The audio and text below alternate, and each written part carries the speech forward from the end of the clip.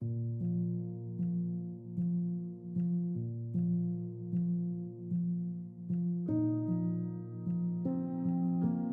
Crying Bride and Other Hallucinations is a collection of auto-fictional essays. And I think one can almost approach it as if it's one text. They sort of mosaic together because very similar themes and similar characters re-emerge piece after piece. I have the incredible privilege within a very complex history of our family having been essentially in the same area since the Great Trek. So we, for almost 8 generations, have been in the same area, related to many people around us, with an intimate knowledge of that area, of that sort of contrée. The environment of your childhood makes that first and strongest impression on you, because that's when your ability to imbibe things is completely fresh and pure still.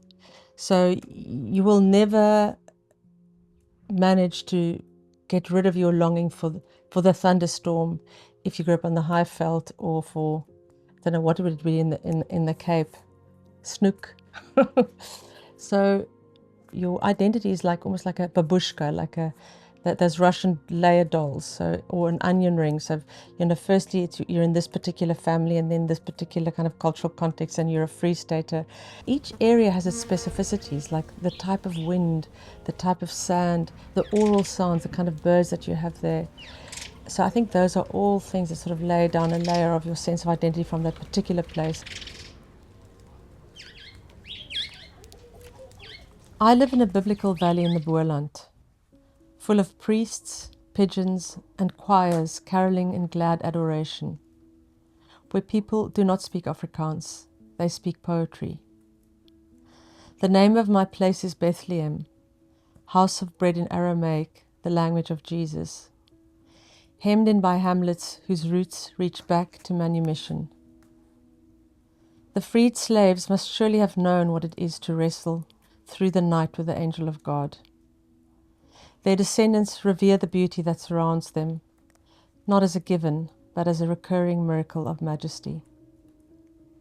Even the pear trees are good Christians, of the cultivar bon chrétien, an artifact of the Huguenots who fled the stake and forgot France, but to this day remember how to turn water into wine. The devil also lives here, in a deep ravine behind my house, amid candlewood, chameleons, and kukumakranka. There where the moon is born, rising like an almond sugared for a wedding feast, and rousing every love-sick frog in the flame into a frenzy.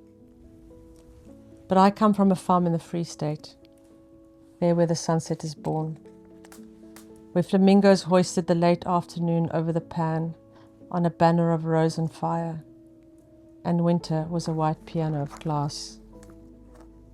Where death is still full of life, where I have attended more funerals than I have written poems, funerals where metaphor has its throat cut as an offering to the forefathers in the great kraal. On that farm, the course of the year was determined by my father. His word was law. By September, the first rains had to fall, or the clouds were admonished. In January, the sun had to shine, so that the maize seedlings would not drown.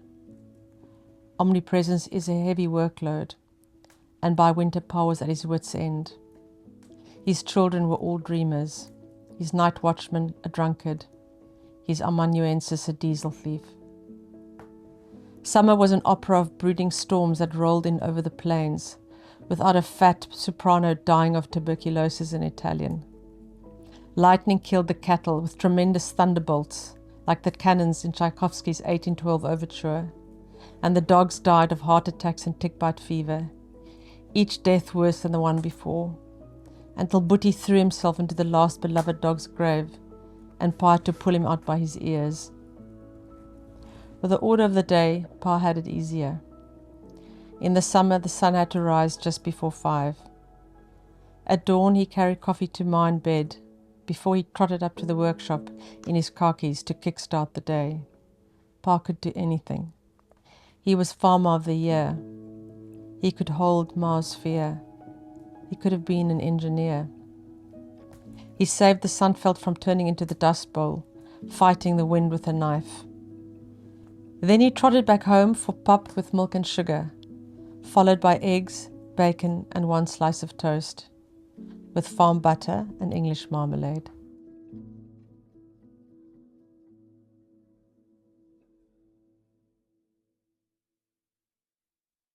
I grew up in a family of very keen readers, in which writing and all the arts were actually highly regarded. I had a very talented older brother who sort of sprung at the age of 16 up with a fully formed poetic voice. He towered over us in the shadow of his brilliance. So it was not something that I did in any sense of thinking that it was something that I would pursue beyond sort of the privacy of my own diary, until a number of years after his death, when I decided or needed to write up his life and write up the story of our childhood. And I think through that process, I feel in a sense, metaphorically, sort of handed his voice onto me. And that's how I became a writer, by writing. When I wrote 𝘍𝘍𝘭𝘴𝘦, initially I wrote it in a sort of a therapeutic, quite heightened emotional state of realizing that this person that I'd lost, or that we had lost, that meant so much to us, even the sound of his voice was disappearing. So it was really an effort to recapture and show, here was somebody and here was our life. It was not in the initial stages something that I imagined would be published, never mind received. And at that stage, I felt my brother's life was something that I could use freely. He was no longer there to defend himself or insert an alternative narrative. The way that I give interiority to those characters is because of what I perceive, not necessarily what is behind the veil. And that's the difficulty of life writing, and essentially the kind of ethical slipperiness of what you're doing here. Why does a reader forgive you? Why does the public forgive you? Because essentially, speaking out of the house, it's haram. There's a fiat against it. And you're doing exactly that, but I think that in a sense, a novel or a stage is a certain kind of space with special rules, in which that sort of bourgeois peeking behind the curtains and disapproving of the neighbors and other people and what will they think, those rules no longer apply. But I think when you are operating in the arena of what I call autofictional writing, that's fair enough for you to say that, but what about the other people that are sort of dragged into it without necessarily wanting to be there? I think there are two things at play here. One is that you've got to be very careful in the way in which you try and distance like very clear biographical details from a character, because often even conflation happens. It might be something that somebody's brother said that you then put into a brother's mouth. So there is so much that things that are fictional that are going on.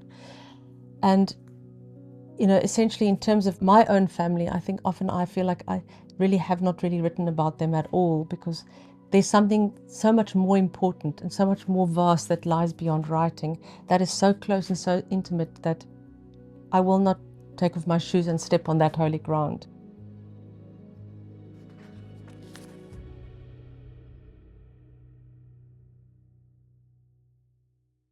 I grew up in a completely Afrikaans environment. I went to Afrikaans primary school in a farming community in the Free State. And then my parents wanted to get us away from Christelike nasionale opvoeding, and we ended up at private schools in Natal, where I was the only Afrikaans girl in the whole school. And, you know, I was often told things like, you know, you're not like those other Afrikaners, you're more like us. So it was a real sort of a course in snobbery, which I say is just racism that flies business class. At that age, in which I think you can kind of imbibe another language and actually have two mother tongues in a sense, or two first languages, let's call it that. English is a wonderful language. It's very promiscuous. So it has all the Germanic backbone, and then on top of that, all the Latinate vocabulary because of its history, and then because of its colonialism, you know, an incredible wealth of different elements of cultural references and vocabulary that it draws on. So as a writer, it's an incredible tool. I think that is some of its positive aspects. Some of its slightly negative aspects is because it's so ubiquitous. It's much harder to make your own voice sound particular, and it can end up being a little bit like foyer music. Whereas Afrikaans, there's such direct correlation between the object and its sort of metaphorical resonance that it's very immediate and very, very contextual in this place, which in a way makes it not possible to travel. You know, it doesn't have a visa like English does. So in terms of choosing which language to write, I mean, that generally depends on who the commissioning editor is. But if I'm making notes, it really depends on, again, which particular environment I'm finding myself in, what mood I'm in. I left my English high school, went to English university, and married into an English family, and my world was had become mainly an English world. And in fact, I started writing 𝘍𝘍𝘭𝘴 in English. And right at the very end, and the end of the book is about the death of my brother, I found it very hard to end the book, and in fact, it ended in a poem. And that poem immediately came to me in Afrikaans, and in a way that was like a bridge. Poetry is like a bridge across that chasm of the unsayable from prose into like a very deep well of feeling. So for me, it's hard to write. I haven't tried to write poetry in English. I write it in Afrikaans, and when I do translate it, I suspect it probably sounds a little bit like an accomplished translation. I think if I was to start with it as an English poem, it would look different. It would sound different. I'm going to read a piece from one of the essays called The Last Hurrah, which describes a family visit to Bloemfontein, where my father had been at school, and which my mother's cousin, who spent her life in England, is coming along. And I call her Auntie A. In his excitement, Pa accidentally invited along Ma's cousin, Auntie A, but lied to Ma and said I did. Ma expressed her dismay, and Pa sidestepped his white lie, claiming that Auntie A had invited herself. Auntie A is the most ferociously well-read person in South Africa. At almost 90 years old, she is as fresh and as sharp as lemon juice. When she returned to South Africa after 3/4 of a century in England, she said, "The first thing that strikes you is the linguistic impoverishment." It takes me back to a thing that Auntie said a number of years ago, Auntie Kroch, where she said, sort of in despair at the fact that we were not really giving, the full scope that we should to our various languages that we speak as a multilingual country, but that our new national language was bad English. So I think this is what Auntie A rather witheringly refers to when she says the linguistic impoverishment. And I suppose, she was lucky. She swam in the source lake of Shakespeare and Chaucer and the King James Bible, and it's there where the language is fed by that sort of aquifer of Albion, which is what the Romans called England. But at the same time, in Afrikaans you have a literature that can match and has to feel no colonial cringe, as she would call it. I think a particular exemplar avatar of this is Breyten Breytenbach. He has a metaphorical ability that almost borders on savant. He can hunt down any image and use absolutely every element of it. He can eat the flesh, he can use the feathers for decorating, he can turn the skin into leather. It's extraordinary. And I think also a person like that who puts such an enormous oeuvre together over a lifetime. He built a massive monument for those of us who Afrikaans and read Afrikaans.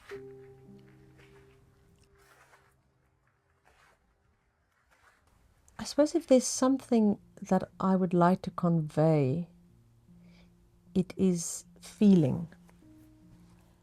And I think that only really succeeds if it comes across not as something that somebody is necessarily going to expect. It has to stimulate the reader either in the heart or in the ear with something that's fresh or new or nuanced. So I think that what is trying to get across is the complexity, the complicity, the broken-heartedness of every human being, whether good or bad. I think there's a number of sympathetic or empathetic portraits of a cast of characters sort of across the South African landscape. We human beings are, I think we are sort of designed on a storytelling hard drive. So you just need to say man, woman, child, then you already have a whole world. So I think that sort of pre-exists in people's ideas, but you need to defy their expectations. That's when you interest them, or that's when there's something that's stimulating that happens in the writing. And I think you've got to be particularly careful. A caricature just reinforces a preconceived notion and adds nothing to a reader's understanding. It was that wonderful Nigerian writer, Adichie, who said the thing about stereotypes is not that they're untrue, but that they're incomplete.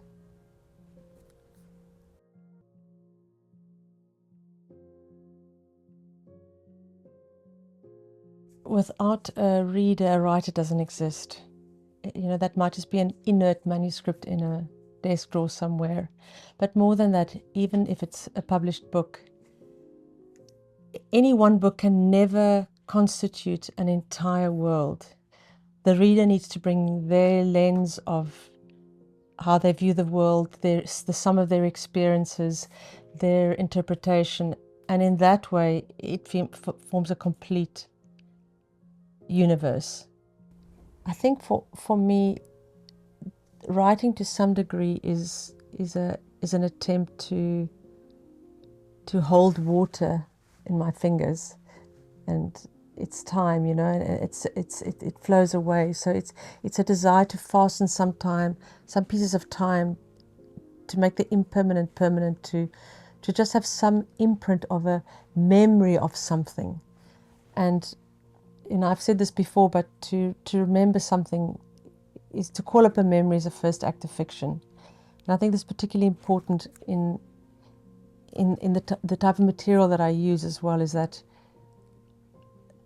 I know that the person who runs across the line first owns the narrative, but there, you know, this is a family, and there are many different interpretations and experiences, and that I hope that a reader can see that what I've done is done with, I think, a sense of empathy and profound love for the people that are in my life.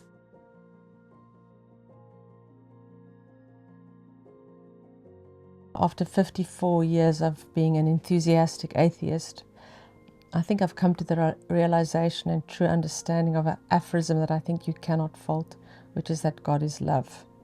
And that is how I end my book, with a painting by my great friend John Murray of a landscape, and he framed it in a particular frame that had that written out in Koki in such a unpainterly way that it just captures, I think, you know, the essence of what I'm trying to say.